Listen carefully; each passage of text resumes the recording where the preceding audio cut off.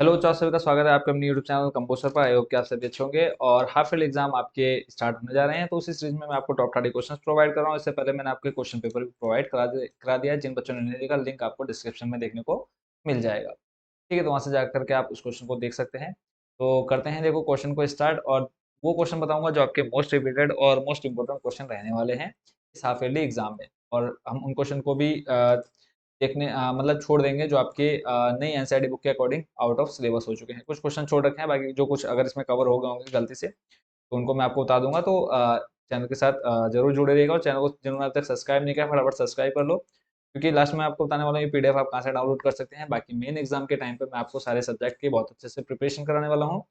और अगर आपका कोई डाउट, कोई क्वेश्चन आपको पूछना है तो आप सिंपल हमें इंस्टाग्राम पर मैसेज कर सकते हैं। देखो जो पहला इसमें आपका क्वेश्चन रहने वाला है इंपॉर्टेंट, वो तो आप देख रहे हैं नंबर सेकंड पर। ठीक है, इसमें आपका है यदि, और देखो सारे इंपॉर्टेंट है, किसी को आपने छोड़ना नहीं है, और जो एक पेपर दिया है उसको आप जरूर सॉल्व कर लीजिएगा। लिंक आपको डिस्क्रिप्शन में मिल जाएगा। इसमें कहा यदि 1261 तथा 1067 का एचसीएफ 97 है तो इनका एलसीएम ज्ञात कीजिए। तो एक इस क्वेश्चन को आपने तैयार करना है। बाकी से देखो सॉल्यूशन आप खुद से देखेंगे। अगर एक एक क्वेश्चन को सॉल्व करने बैठे तो टॉप 30 क्वेश्चन में बहुत टाइम निकल जाएगा, तो इसलिए हमने टाइम वेस्ट नहीं करना है बिल्कुल भी। आप खुद से सॉल्व करें। बाकी जो क्वेश्चन नहीं समझ में आता है, सिंपल आपने टाइम बता देना है कि सर इस क्वेश्चन का ये जो टाइमिंग है, ये वाला क्वेश्चन मुझे समझ में नहीं आया। अगला जो प्रश्न है वो है सिद्ध कीजिए रूट 7 एक अपरिमेय संख्या। देखो रूट 7 हो गया, रूट 5, रूट 2, रूट 3, कोई भी क्वेश्चन आएगा पूरा पैटर्न सेम रहने वाला, बस 7 की जगह 5 हो जाएगा अगर 5 आएगा।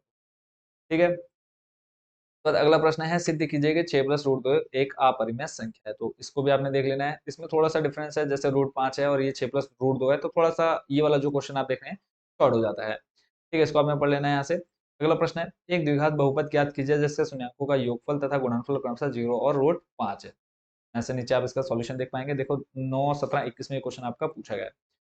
मेन है कि आपको यहाँ पर टॉप 30 क्वेश्चन प्रोवाइड कराऊं। अगर कोई क्वेश्चन समझ में नहीं आता तो आपने कमेंट बॉक्स में बताना है। अदरवाइज मैं आपको ये सारी एक्सरसाइज पूरी बुक मैथ की सॉल्व करा चुका हूँ। इसका सॉल्यूशन आपको हमारी वेबसाइट पर भी देखने को मिल जाएगा। तो जो क्वेश्चन समझ में नहीं आ रहा है तो सिंपल आप एक्सरसाइज डालेंगे। ये आपकी जो एक्सरसाइज है 2.2 है। ठीक है, ऐसे ही आप देख लेंगे कि कौन सी एक्सरसाइज को क्वेश्चन है, वो आपने सर्च करना है, एक्सरसाइज लिखनी है, पीछे कंपोज लिख देंगे, आपके सामने हमारी वो वीडियो भी आ जाएगी। ऐसे ही द्विघात बहुपद 6x² माइनस 7x माइनस 3 के शून्यक ज्ञात कीजिए। तो ये इसके शून्यक आ चुके हैं, और नीचे आपने इसकी जांच भी करनी है, तो जांच भी आप इस तरीके से कर सकते हैं। अगला प्रश्न है, इसमें कहा है किसी बहुपद px के लिए y बराबर px का ग्राफ निम्नांकित आकृति में दिया है। प्रत्येक स्थिति में px के शून्यकों को ज्ञात कीजिए। पहला और दूसरा देखो, पहले वाले में आपका 1 हो जाएगा, दूसरे वाले में 3 हो जाएंगे। ठीक है, ऐसे आपने इन सभी का आंसर देखा। पहले बस ये देखो कि ये जो लाइन है कितनी बार क्रॉस कर रही है एक दूसरे को। ठीक है, उसके बाद नेक्स्ट क्वेश्चन देख लेते हैं। नेक्स्ट आपके सामने जो है अगला क्वेश्चन, जैसे 5 वर्ष बाद मोहन की आयु उसके पुत्र की आयु से 3 गुनी हो जाएगी। 5 वर्ष पूर्व मोहन की आयु उसके पुत्र की आयु की 7 गुनी हो जाएगी। उनकी वर्तमान आयु ज्ञात कीजिए। तो इस पूरे क्वेश्चन को आपने आराम से सॉल्व करना है, अपनी रफ कॉपी उठानी है और इसका पूरा डेरिवेशन आपने यहाँ से लिखना है। अगला जो मोस्ट इंपोर्टेंट क्वेश्चन है वो है दो संख्याओं का अंतर 26 है और एक संख्या दूसरी संख्या की 3 गुनी है, संख्याएं ज्ञात कीजिए। तो पहली संख्या x, दूसरी संख्या आपकी हो जाएगी 3, और इसको तो आपने याद कर लेना है। इसका जो आंसर आ जाएगा 13 और 39। ठीक है, सिंपल सा है। और ये क्वेश्चन आप ये मान के चलिए आपने अपने माइंड में सेट कर लेना है। अगला प्रश्न है रैखिक समीकरण युग्म a1x plus b1y plus c1 बराबर 0 और a2x plus b2y plus c2 बराबर 0 के संगत और उसका एक और केवल एक ही हल होने का प्रतिबंध लिखिए। या फिर के किस मान के लिए निम्न रैखिक समीकरणों के युग्म के अपरिमित रूप से अनेक हल होंगे। तो यहाँ पर आपने इसका पूरा सॉल्यूशन देख लेना है। नेक्स्ट आपका दिखाइए कि निम्न रैखिक समीकरण युग्म का एक अद्वितीय हल है, समीकरणों को हल भी कीजिए। तो यहाँ पे दोनों समीकरण दे रखे हैं। इसको पहले तो आपने ये दिखाना है कि अद्वितीय हल है, वो दिखा दिया। फिर उसके बाद इसका आपने सॉल्यूशन निकालना है, यानी एक्स और वाई का मान बताना है। उसके बाद है दो व्यक्तियों की आय का अनुपात 9:7 है और उनके खर्चों का अनुपात 4:3 है। यदि प्रत्येक व्यक्ति प्रति महीने में 2000 रुपये बचा लेता है तो उनकी मासिक आय ज्ञात कीजिए। का सॉल्यूशन आप यहाँ से देखेंगे। तो नेक्स्ट जो क्वेश्चन आपने देखना है वो है दो अंकों की एक संख्या के अंकों का योगफल 9 है। इस संख्या का 9 गुना संख्या के अंकों को पलटने से प्राप्त संख्या का 2 गुना है, संख्या ज्ञात कीजिए। तो संख्या आपकी कितनी हो जाएगी? 18। अगला प्रश्न है ऐसी दो संख्याएं ज्ञात कीजिए जिनका योग 27 और गुणनफल 182 है। इसका सॉल्यूशन भी आप यहाँ पे पूरा कंप्लीट देख पा रहे हैं। देखो अगर कोई क्वेश्चन आपको समझना है तो आप सिंपल उसकी टाइमिंग डाल देंगे कि सर इस टाइमिंग पे जो क्वेश्चन है वो हमको समझना है। ऐसे अगला जो जो प्रश्न है वो है दो ऐसे क्रमागत विषम धनात्मक पूर्णांक ज्ञात कीजिए जिनका वर्गों का योग 290 है। ये हो जाएगा आपका 11 और 13। अगला प्रश्न है, एक संपूर्ण त्रिभुज की ऊंचाई उसके आधार से 7 सेंटीमीटर कम है, यदि कर्ण 13 हो तो अन्य दो भुजाएं ज्ञात कीजिए। तो ये भी आपका इंपॉर्टेंट क्वेश्चन है, तो उसको भी आपने तैयार कर लेना है।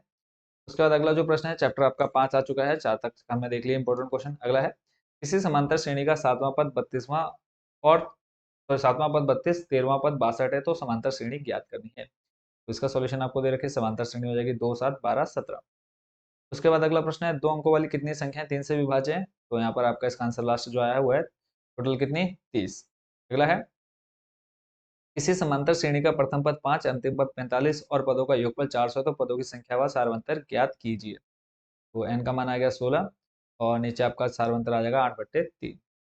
अगला प्रश्न है, किसी समांतर श्रेणी का प्रथम पद 8, अंतिम पद 62 और पदों का योग 210 है, तो पदों की संख्या और सारवंतर ज्ञात।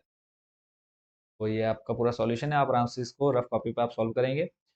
फिर अगला, ये जो क्वेश्चन है आपका 6 चैप्टर से आ गया, लंबाई 6 मीटर वाले एक ऊर्ध्वाधर स्तंभ की भूमि पर छाया की लंबाई 4 मीटर है, जबकि उसी समय एक मीनार की छाया की लंबाई 28 मीटर है, मीनार की ऊंचाई ज्ञात कीजिए।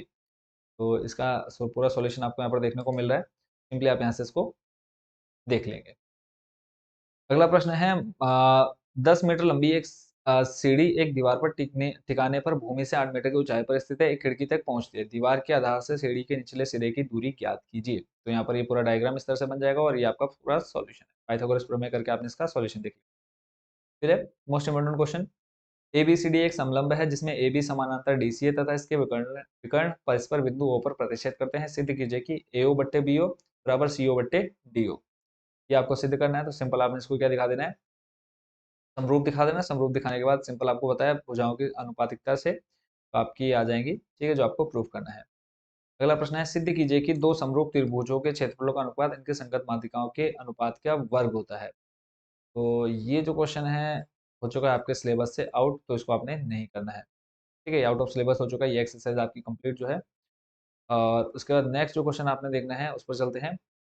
चैप्टर आपका 7 आ चुका है, बिंदु -3,10 और 6,-8 को जोड़ने वाले रेखाखंड को बिंदु -1,6 किस अनुपात में विभाजित करता है? विभाजन सूत्र का यूज करके आप इसमें मान निकाल लेंगे, इसका m1 और m2 का। यहाँ पर m1 m2 आ चुका है आपका 2:7।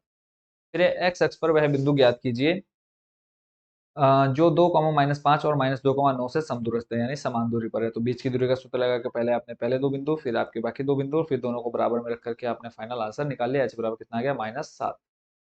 ऐसे ही अगला प्रश्न है, बिंदुओं 1, -4 और -5 को -6 को जोड़ने वाले रेखाखंड को y अक्ष किस अनुपात में विभाजित करती है? इस प्रतिच्छेद बिंदु के निर्देशांक भी ज्ञात कीजिए। निर्देशांक यानी x और y का मान भी आपने इसमें ज्ञात करना है, पहले अनुपात फिर x और y का मान। तो अनुपात आ गया आपका 1:5 और बिंदु हो गया आपके 0, -13/3। फिर चैप्टर आपके 8 के इंपॉर्टेंट क्वेश्चन आ गए हैं। तो पहला प्रश्न आप देख रहे हैं, 1 + sec a बट्टे sec a equal to sine square है अपॉन में 1 - cos a, आपको ये प्रूफ करना है। तो पूरा प्रूफ आपको यहाँ पर दिया गया है। अगला है, यदि त्रिभुज ABC में जिसका कोण B समकोण है, यदि tan a बराबर 1/√3, तो सिद्ध कीजिए कि sin a cos c plus cos a sin c बराबर a की आपको प्रूफ करना है। इसका सॉल्यूशन भी आपने यहाँ पर देख लेना है। मेन है कि आपको टॉप 30 क्वेश्चन मिल जाए। फिर है प्रूफ करना है cos a बट्टे 1 + sin a plus 1 + sin a बट्टे cos a equal to 2 sec a proof करना है। तो बहुत ही ईजी ये क्वेश्चन है बच्चों, और मोस्ट इंपोर्टेंट क्वेश्चन आपका हर साल लगभग पूछा जाता है। चैप्टर आपके 9 को क्वेश्चन बच्चों यहाँ से स्टार्ट होता है कि एक बहुमंजिल भवन के शिखर से देखने पर एक 8 मीटर ऊंचे भवन के शिखर एवं तल के अवलंब कोण क्रमशः 30 और 45 डिग्री है। बहुमंजिल भवन की ऊंचाई और दो भवनों के बीच की दूरी ज्ञात कीजिए। ये आपका डायग्राम हो जाएगा और नीचे आपका इसका पूरा सॉल्यूशन, ठीक है। तो लास्ट में आपका जो फाइनल आंसर आप देखेंगे 18.983 हो गया, 18.93। उसके बाद अगला प्रश्न है, एक मीनार के पाद बिंदु से एक भवन के शिखर का उन्नयन कोण 30 डिग्री है और भवन के पाद बिंदु से मीनार के शिखर का उन्नयन कोण 60 डिग्री है, यदि मीनार 50 मीटर ऊंची है तो भवन की ऊंचाई ज्ञात कीजिए। चैप्टर 9 है, देखो मैं आपको चैप्टर बता दे रहा हूँ, अगर आपको कोई क्वेश्चन समझ में नहीं आता है तो सिंपली आपने वो चैप्टर एक्सरसाइज डालनी है, जैसे 9.1 है कंपोजर डालेंगे तो आपके सामने ये सारे क्वेश्चन के सॉल्यूशन आ जाएंगे। तो मेन है कि यहाँ पे आपको इंपॉर्टेंट क्वेश्चन पता चल जाएंगे, बाकी सॉल्यूशन आप वहां से भी जाकर के समझ सकते हैं। अगला है, मीनार के आधार से और एक सरल रेखा में 100 मीटर तथा 150 मीटर की दूरी पर स्थित दो बिंदुओं से मीनार के शिखर के उन्नयन कोण पूरक कोण है। सिद्ध कीजिए कि मीनार की ऊंचाई 50√6 मीटर होगी। तो इसका सॉल्यूशन भी आप यहाँ से देख पा रहे होंगे कंप्लीट। और वैसे ये जो क्वेश्चन है ये बच्चों आपके क्वेश्चन आउट ऑफ सिलेबस हो चुका है, ठीक है। वैसे आप इसको प्रिपेयर कर लेंगे, बट कोई चांसेस नहीं, मतलब हो सकता है कि क्वेश्चन भी आ जाए, बट आपने तैयार कर लेना है, ठीक है। तो ये आपने देख लिया टोटल टॉप 30 क्वेश्चन। अब बात करें कि आपको कहाँ से पीडीएफ के रूप में मिल सकता है, टेलीग्राम से भी आप जा सकते हैं, या फिर हमारी ऑफिशियल वेबसाइट है composer.com के नाम से, उस पर आपने विजिट कर लेना है, और सिंपली आप हाफ ईयरली वाला जो ऑप्शन मिलेगा उस पर क्लिक करेंगे, आपको सिंपली ये पीडीएफ देखने को मिल जाएगी, ठीक है। वहाँ पर प्रीवियस ईयर के क्वेश्चन पेपर मिल जाएंगे। तो जिन बच्चों ने अब तक चैनल को सब्सक्राइब नहीं किया है, तो चैनल को जरूर सब्सक्राइब कर लेना है, क्योंकि एक एक क्वेश्चन को सिलेक्ट करना बहुत मेहनत का काम है।